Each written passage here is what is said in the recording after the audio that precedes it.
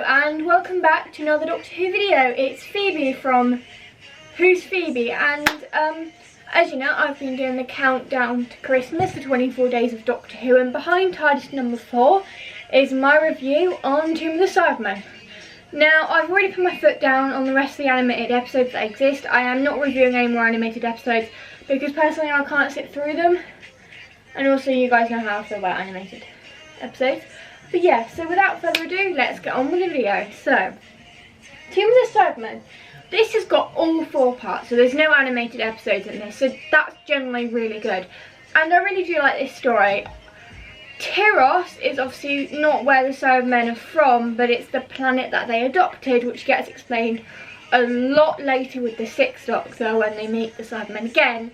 But my point is, and the Cybermen have got this like tomb and they're frozen, and yeah, and I think this is really solid and the perfect adventure to throw Victoria into. Obviously Victoria is from the Victorian age. She lost her mum at a young age, and she also lost her dad to the Daleks as well. So the Doctor kind of has a duty of care, and in other words, he kind of takes her in and basically helps her get over her grief, and she's also a bit of a screamer. But what I liked about this story is the friendship that the Doctor and Jamie have with Victoria. For the Doctor, she's like a surrogate daughter. Like, every inch of her is a surrogate daughter. He sees her that way and will continue to do so for as long as she travels with them. And Jamie sees her as a little sister. Victoria is 15 years old, for a little bit of concept, and this is her first kind of adventure. She's obviously met the Daleks before. She met them in either of the Daleks kind of in the Victorian age, and when she sees the TARDIS, she can't quite believe that this is where the Doctor lives and this is kind of what he does. And she has this big Victorian dress on to begin with, and obviously the Doctor asks Jamie to go and take her to find some new ones because she's joining them on adventures and she needs a dress that is a little bit more practical.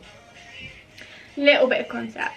But when she's in the TARDIS, she doesn't quite believe that her father and Maxwell are trying to work on something similar, and this is kind of where Victoria ends up being. So when they land on Tyros, Victoria at first is kind of very scared and not quite sure what to make of this, which is completely understandable. This is her first adventure and she is going to be maybe a tiny bit nervous, but obviously the Doctor couldn't leave her. So yeah, I love the music for Tomb of the Cybermen. I think it is personally on point and really well done. I love the music when they come out of the tombs. It's more of a dun dun dun dun type music rather than like chorally music. I think that is generally really good. I heard it at the Doctor Who at 60 concert and it just took me right back. Fun fact, Tomb of the Cybermen was the very first Doctor Who classic story I watched when I watched it in lockdown. Before I got into the full classics, that was kind of my introduction to the classics with Patrick Troughton. So yeah, this is definitely a solid story. This has definitely aged well, and because it's 4 parts, it's so easy just to get through it. There's no like 6 parts to this, so it's pretty much action-packed from the very beginning.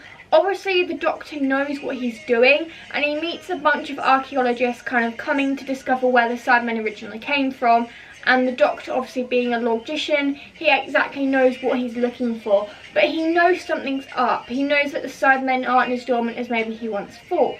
To make matters worse, Clegg and Kaftan, 2 criminals, well, not really criminals, but 2 bad guys who want to work with the Cybermen. They want to try and make their society a Cybermen-induced society, which obviously the Doctor spots right away.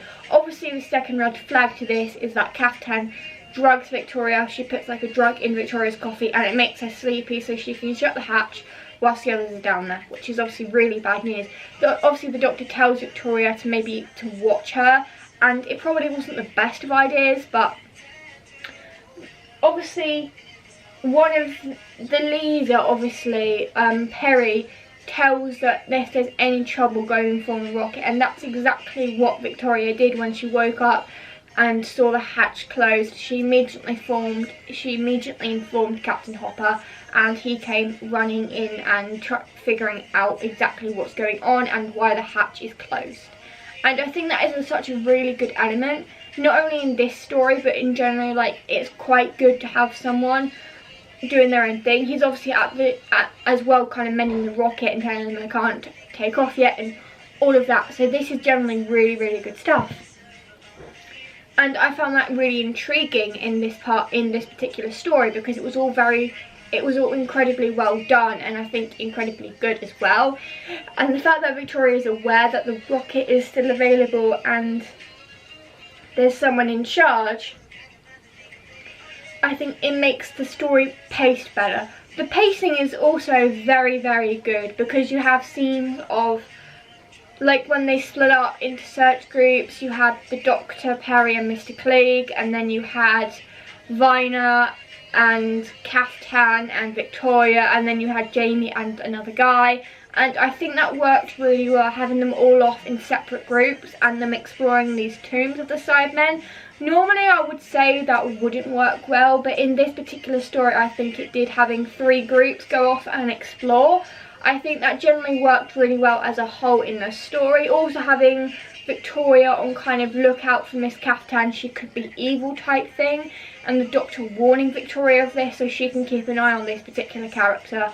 So I generally think that also worked really well in her favour, because Victoria goes, "The Doctor warned me about you," and then she replies, "That was very clever of him," knowing that the Doctor knowing that this is kind of exactly what happened.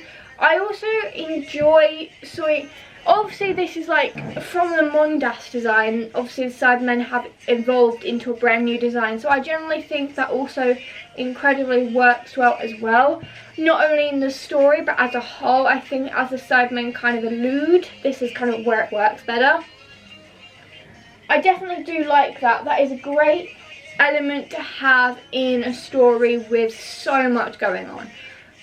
Obviously there is a lot going on in this particular story. There's a lot to kind of go on. There's the Cybermen, and then you've got the 3 companions, and then you've got the group of archaeologists as well. So there is a lot going on in this story. When the Doctor and Jamie and all of that, apart from Victoria and Captain, go down into the tombs, they discover that the Cybermen aren't as dormant as they once thought, and the Doctor wants to stop this, and I think that is a generally good place. Even though the Doctor needs to stay, he knows the Cybermen are dangerous, so he has to kind of stay, and Victoria is obviously desperate to get off this place and going to go back into safety with the TARDIS. He also, when the rocket is broken, obviously Captain Hopper tells them to all stay where they are, and the Doctor then gives Victoria and Jamie the option, going, you two can go back to the TARDIS if you wish. And I think that is such a good kind of thing in the relationship between the Doctor and Victoria. Like, the Doctor knows he can't pressure Victoria into staying, and when Victoria worries if her dress is too short, he just points at Jamie's kilt, and I think that is such a good reassuring way. I also really like the relationship between the Doctor and Perry as well. He doesn't see the Doctor as a threat. He sees him as a fellow scientist and someone with expert knowledge to basically help them around and discover what the Cybermen really want. And obviously the Doctor as well, he has knowledge of all of the Cybermen, so he knows exactly how to fight them. And towards the end, the obvious solution is to freeze them. So when it obviously gets to part 4, the ending is kind of happening. He's dealt with the Cybermats, which was that episode. The Tomb of the Cybermen is the first story we get introduced to the Cybermats. So yeah. So I think that is a really good introduction to them as well. And I like Toberman's way of the Doctor convinces him that the Cybermen are evil and he fights them basically. Hey Reggie! My cat's come in. But yeah, so I think that is just generally a really good way of associating them, and also the Doctor refreezing them, but also electrifying the hatch control panel and the doors as well. So if anyone came to the tomb again, they would see, you know, they would be injured because that's what the Doctor did. And in total, I really do like this story, and there's no negatives I can really say about it. So in all, I would give this episode a solid 9 out of 10. I really did like it, and this was definitely one of my first classic stories I ever saw when I started getting into the classic Doctor Who era. Cybermen are really great, characters are on point, and characters are actually memorable in this, and I really do like it. So yeah, if you enjoyed this video, please give it a thumbs up if you did, and make sure you click the big red subscribe button down below, and also click the notifications bell to get notifications every single time I upload. And in words of the second Doctor, oh my giddy aunt.